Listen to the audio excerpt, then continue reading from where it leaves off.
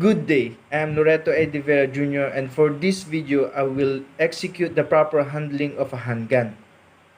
But before I begin, I would like to tell that this is my right hand and I am a right-handed. The first thing that we need to do is to put our hand to the back strip and put our 3 fingers into the front strip and hold it tight for us to hold the handgun properly. And the second thing that we need to do is to put our index finger above the trigger or below the takedown lever. Since we are talking about the proper handling, not the proper shooting. Then the third thing that we need to do is to put our shooting thumb below the slide stop. And the fourth thing that we need to do is we need our left hand to support the shooting. We need our left hand to execute the proper gun handling. And how we will use our left hand?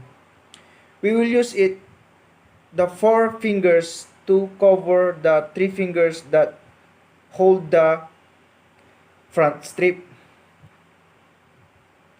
And the next thing that we need to do is to put our left hand thumb above the trigger or below the slide stop. Here.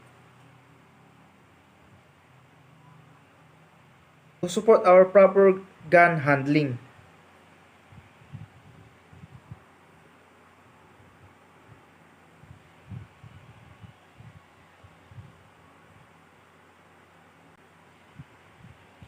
So this is the proper gun handling.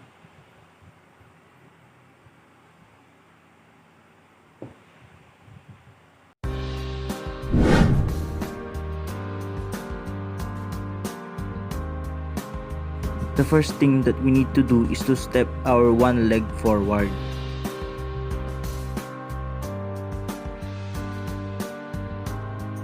Next step is face your body square to the target.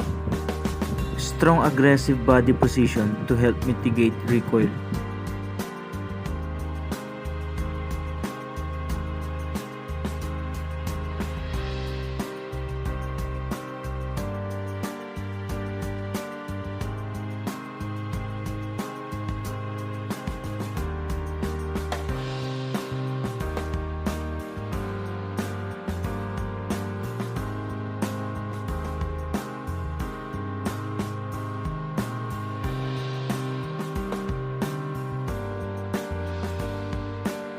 In this position, you can able to shoot whatever angle you want to shoot. I will show you what will be happen if you will fire on this position.